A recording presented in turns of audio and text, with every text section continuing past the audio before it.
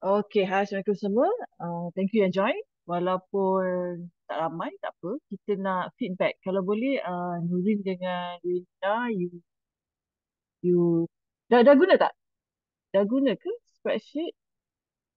So, saya nak cerita, nak record dan kita boleh upload nanti.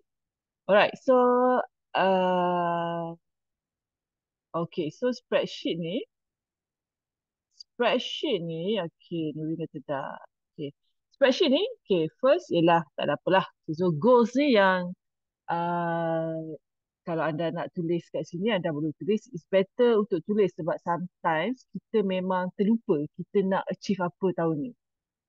Okay, so basically benda simple lah. Maybe ada credit card, hutang credit card nak settle ke, nak save for saving, save for travel ke. So apa yang anda nak financial goals semua tu So kita nak realise ada baki dan kita nak guna baki tu untuk benda-benda yang kita nak gunalah.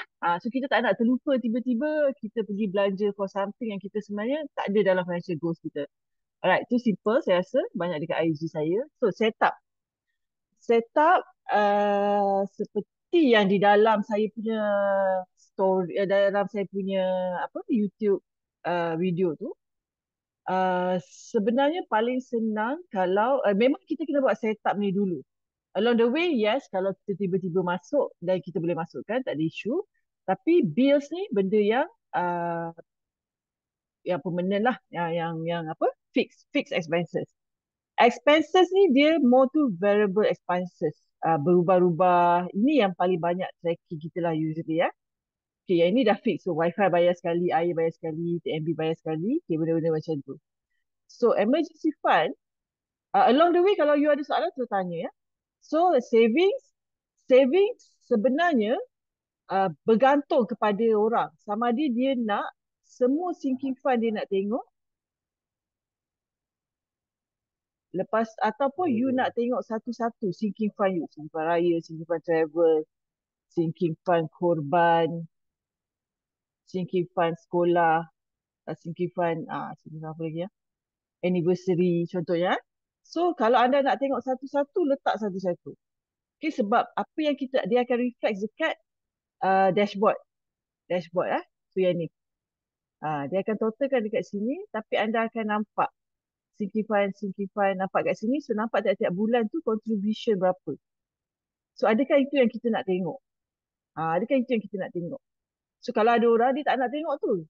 Dia tak buat konsep sinking fund. So konsep dia bergantung kepada orang. Konsep dia adalah savings je. Dia save semua dekat satu tempat je. Okay. So bergantung kepada cara anda tengok anda punya cash flow. Cara anda, tapi of course lah anda boleh ubah-ubah. From now anda boleh ubah-ubah kan. Kalau kita tengok orang buat, oh boleh buat macam ni. So kita nak ubah macam tu. Okay, so faham setakat ni senang je. So emergency fund pun kita letak. Okay, so kalau saya letak semua lah. Kita letak semua, okay. Okay, so kita letak semua senang. Okay, so sama juga subscription. Subscription ni once usually. Subscription adalah dia bukan yang kat sini. Bukan bills. So dia adalah subscription. So Google Drive, apa, iTunes. Okay. So dia adalah sebenarnya dia kategori once lah. So subscription. Okay, so hutang adalah hutang lah. Hutang adalah hutang.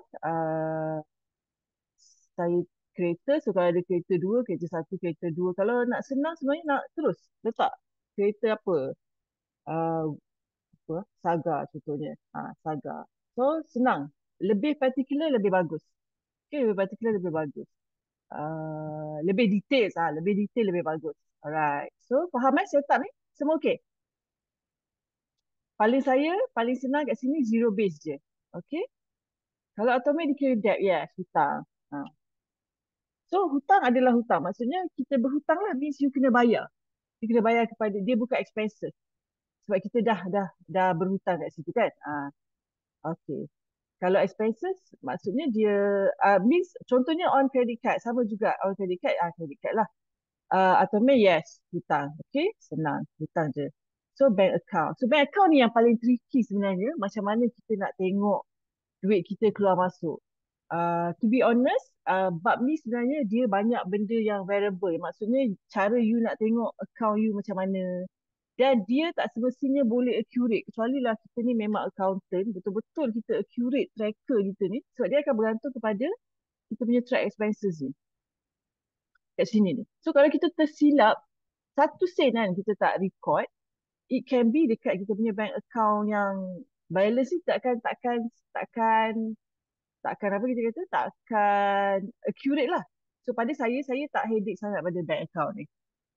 So saya still akan refer kepada bank account yang ada sekarang. Kadang-kadang dia masuk, tiba-tiba masuklah RM2, apa kita panggil deposit, apa kita panggil tu yang dapat dapat savings punya kan yearly. Maybank dia bayar savings yearly tu. um, dia bukan interest apa dah nama dia tu lupa dah. Okay, so ada tiba-tiba masuk kan, and then kita malas lah nak record kan setakat RM2, tak sempat pun nak record kan. So actually kalau kita record dia jadi kat sini, dia jadi income. Orang yang very particular boleh, tapi kalau macam saya ni, saya relax-relax je. So apa yang kita buat ialah last check ni dia akan jadi kenalah buat adjustment sikit. So pada saya tak headache sangat dekat bahagian ni. Alright. Tapi saya lebih fokus pada apa yang saya nak tengok pada setiap bulan saya ni. Setiap bulan saya ni. Saya nak tengok setiap bulan saya ni, apa yang duit saya habis kat mana. Spending money, duit keluar masuk ni. Okay. So saya habis duit kat mana ni. Lepas tu, adakah sebab orang yang buat budgeting, spreadsheet ni sebenarnya, orang yang buat budgeting awal lah, spreadsheet ni sebenarnya dia jadi dia punya cross check je, dia jadi dia punya review. Dia jadi dia punya review. Maksudnya kalau kita ni isi after January habis. Kan dah ada transaction baru isi. So dia jadi review. Dia jadi tracker je.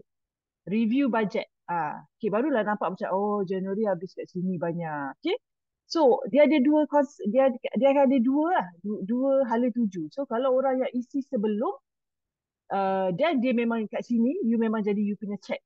You kena checking kat sini. You punya income masuk berapa. Okay, you dah belanja banyak ni. Okay. So along the way, masing-masing kena check diri sendiri, review ataupun buat budgeting. Okay. So saya pun tak sure apa yang orang yang apa yang you all nak tanyakan. Tapi cara isi dia, bila kita dah isi setup tadi, sampai dah. Okay, bila kita dah isi setup, dah settle dah. So let's go to January sebagai contoh. So kita punya expenses, kita punya kategori sebenarnya dia akan ada ni je. Income, bill, subscription, ikut yang setup tadi ya. Okay. So tapi income kita masuk kat sini. Okay, macam contoh January ni akan adalah dividen ASB. Alright. So it's our income. Tapi dia tak mungkin tak masuk. Dia akan terus masuk kepada ASB. So every time kita nak buat sesuatu, contohnya kita tengok account kita ya. Oh ada masuk dividen ASB lah. Tapi kita belum set up ASB punya bank account. Maksudnya we are missing something lah. So masa tu kita pun pergilah balik bank account, set up lah ASB kita tadi. ASB kat saving. Mungkin sebelum ni kita tak buat lah. So macam contohnya, bila event tu jadi, barulah kita macam bila real event tu dekat tracker kita lah. Maksudnya dekat bank account kita. Bila bank tracker kita jadi, bila tracker kita menunjukkan indikator tu, barulah sebenarnya betul lah ada duit masuk. Dan duit yang ini duit out tau. So duit yang masuk dividen SB, ada masuk dividen SB. So masuklah, dia akan jadilah macam tu. Dia masuklah kat sini. Kita masuk 1,200. 1,200. Okay. So apa lagi? So gaji hakiki. Gaji hakiki ni kenapa kita buat dua kat sini? Sebagai contoh, dia adalah source of income yang sama. So macam orang yang gaji dia daripada source of income yang sama, tapi dibayar dua kali. So you nak tengok macam mana? So you akan nampak kalau kat sini, kita buat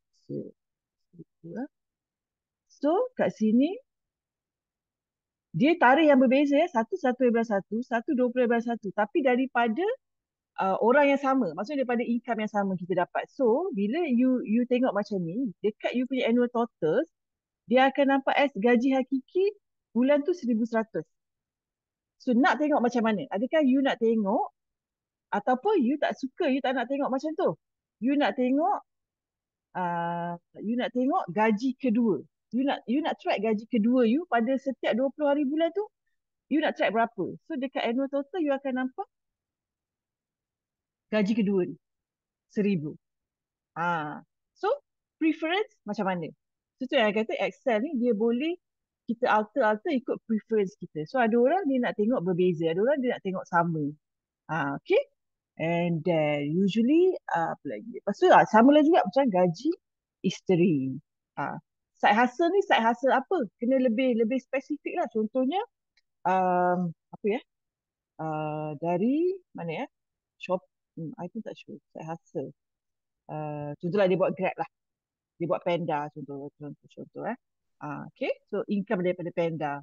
Ikut Panda berapa. So masuk setiap berapa hari bulan. Setiap 30 hari bulan contohnya. Expected sebulan dalam 200. Tapi bulan ni dapat 100 setengah contoh. Masuk ke akaun mana? Maybank. Oh, sebenarnya masuk ke CIMB saya lah. Saya asingkan. So, you tak ada CIMB kat sini. You tak letak. Then, you go back to bank account. And then, set up lah CIMB. Okay, CIMB. Contohnya macam tu. Okay, so, bila kita ubah kat sini, contoh tadi CIMB isteri kan. Bila kita ubah, what happen ialah, tadi tak ada. Dia akan ada tanda merah tu. So, tak apa. Okay, so macam tu. Okay, faham eh? Kalau merah dekat last to spend tu, mana? Oh, bukan. Maksudnya, you dah tak ada duit. Dia bukan calculation error. Maksudnya, you income banyak ni. You left to spend tu, sebenarnya you dah terlebih spend. Maksudnya, you dah isi ni. You dah isi tracker. Betul tak, user? Adakah you dah isi tracker tu?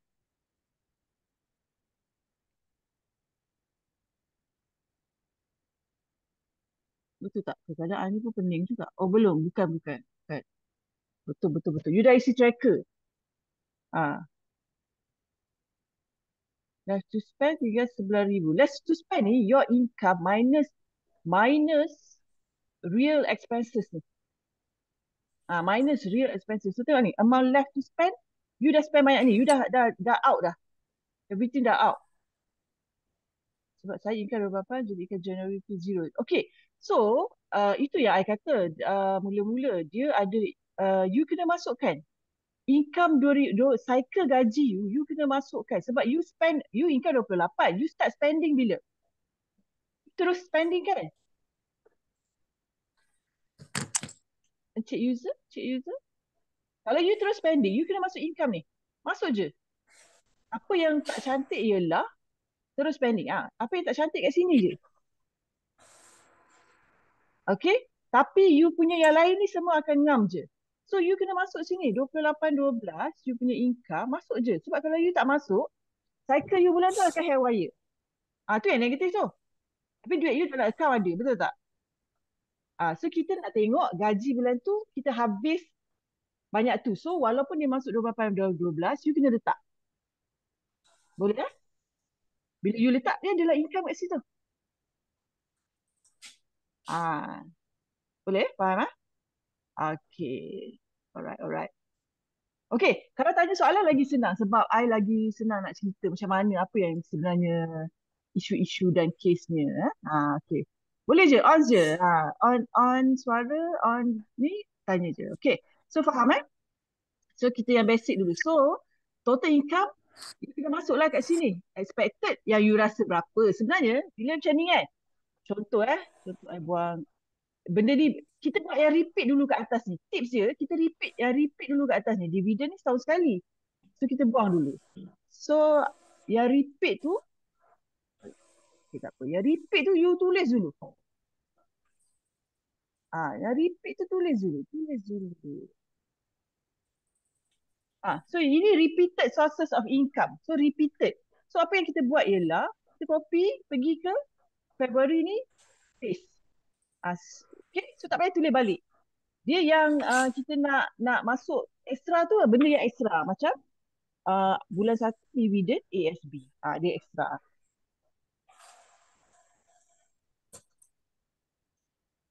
Ya, betul. Itu yang kita kata cycle gaji. User. Itu yang kita kata cycle gaji. So kalau anda tengok budgeting, bila budgeting dekat buku, cycle gaji Malaysia ni dia memang memang lain. So kita ni 28 lah, 20 lah, 21 lah kan, macam-macam. So so you kena masuk je. Tapi you guna for January. Your January starting pada gaji you 28, 12. So sama juga dengan orang government, starting gaji dia 25. So 25, you dah start dah membayar everything. So just start income pertama you kat sini. 28, 25 kena masuk. Saya mute dulu lah yang lain.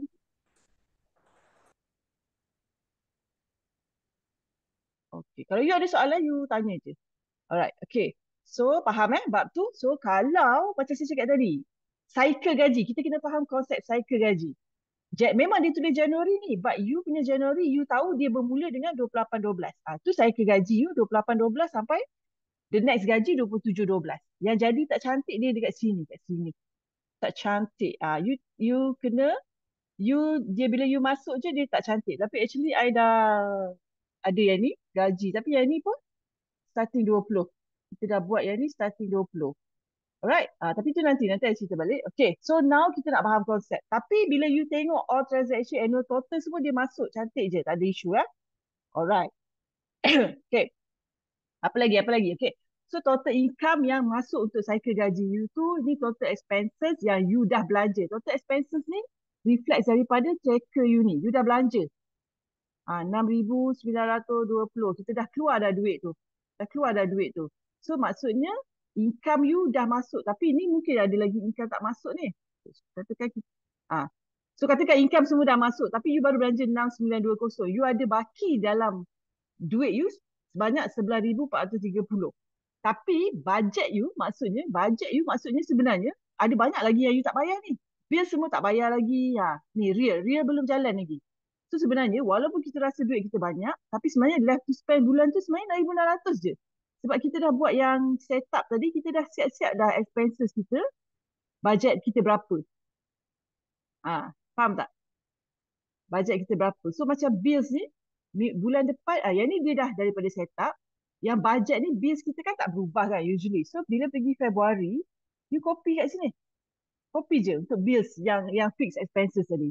Copy balik. Tapi ada amount yang akan berubah. So kenapa budget ni kita mesti kena isi? Sebab dia nak awarekan kita sebenarnya setiap bulan budget you berubah. Bill you takkan sama. Dia nak kita aware. Tab where does your money go? Saya akan start 28, 12 sampai 31, 1. Yes. Sampai you guna duit tu. Tab where the money goes ni tak ada isu. Dia akan follow you start sini kat mana. So contohnya kita start tadi 28 Okay.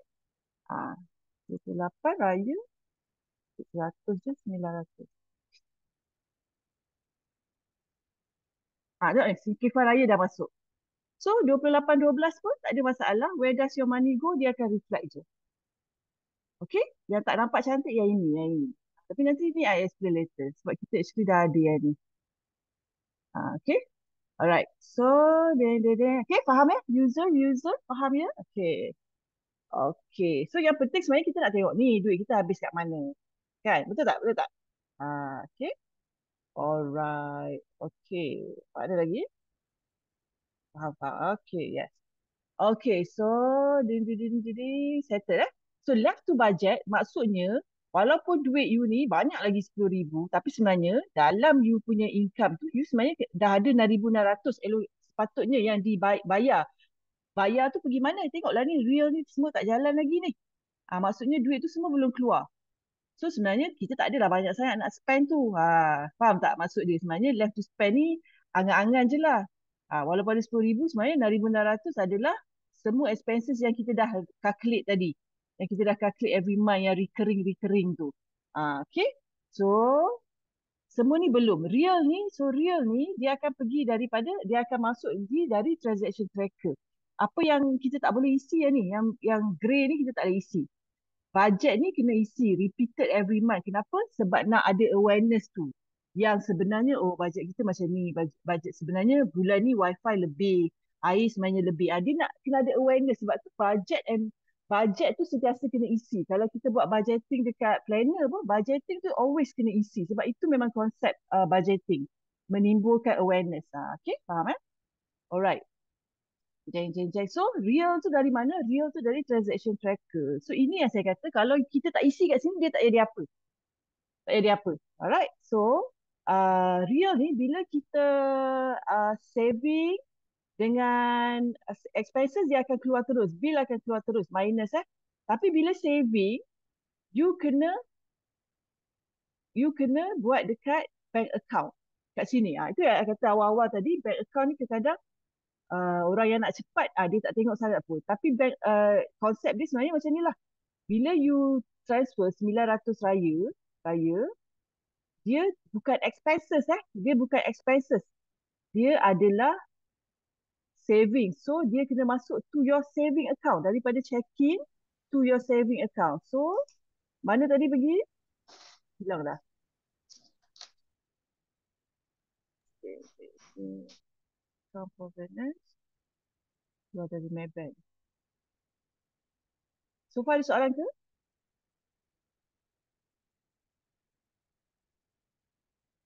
Keluar dari Maybank. Okay, keluar dari Maybank. So, dekat sini, keluar dari Maybank. Di mana dia...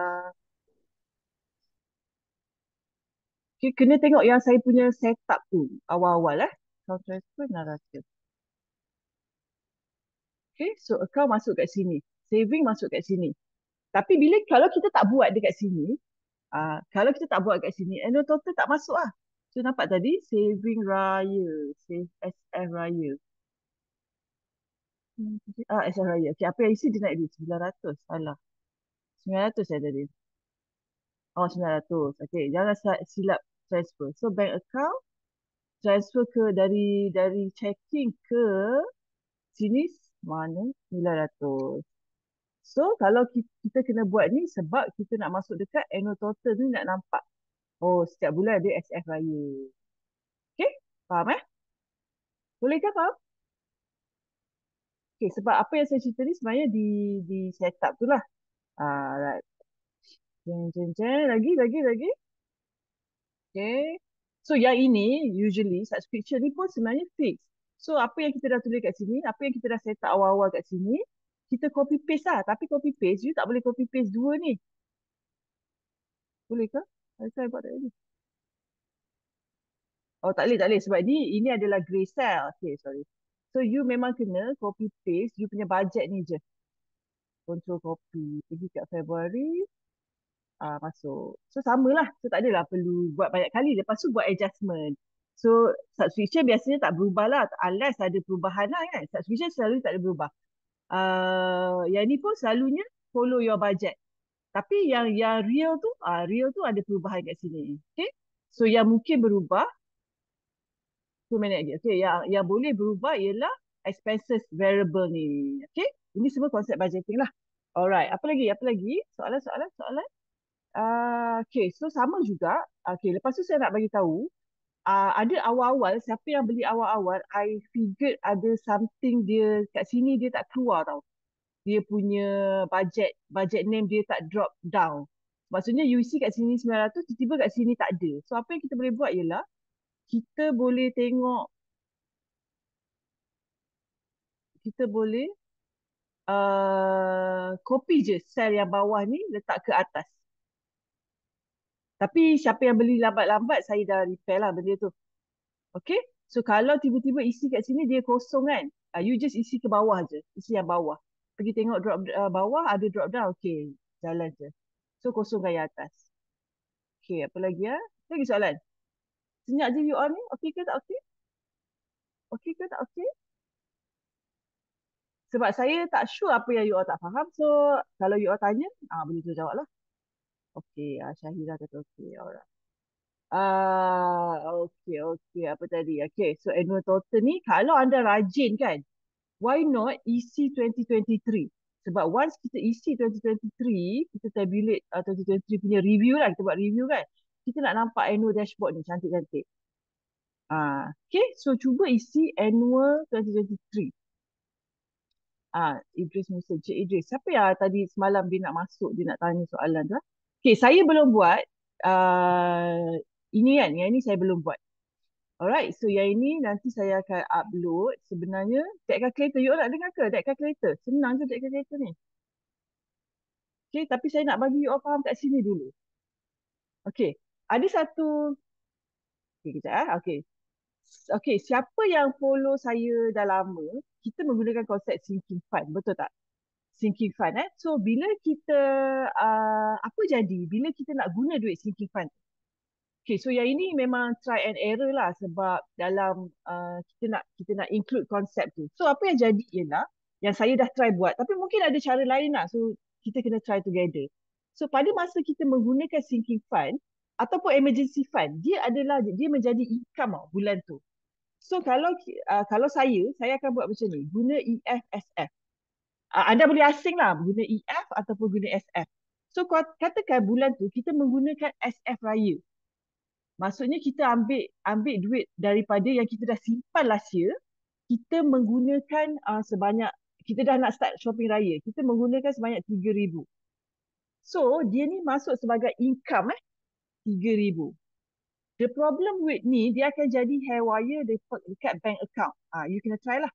Bila kita masuk as income, kita nak masuk deposited kepada Maybank, dia akan jadi double. So apa yang saya try buat ialah saya masukkan as cash. Maksudnya ini adalah satu tabung lain. Walaupun maybe dia masuk dekat Maybank you So dia adalah masuk sebagai cash. So ini income tapi dia keluar daripada sinking fund raya. So dekat sini dia tak kacau. Tapi sabar sekejap. Tapi pada Januari, sebab bila kita Januari, kita akan dah start belanja raya. So duit tu kita tak guna income kita guna sinking fund. Ni pada orang yang guna sinking fund. So ini yang tadi tu 6,000. 6,000 dia shopping raya, dia menggunakan cash. Banyak banget. So shopping raya dia menggunakan daripada tabung sinking fund. Cash ni daripada, kita tahulah cash ni daripada guna SF dia. Alright, so apa yang kita boleh detect kat sini, pada annual totals, kita nampak ni dia sebagai income. Problem dia ialah dia akan total up as income. So, macam mana anda nak tengok? Duit ni of course income, tapi dia income daripada saving kita. So, anda menggunakan 3,000 pada Januari daripada anda punya own saving sebagai belanja shopping raya. Dia reflect dekat sini, shopping raya. Faham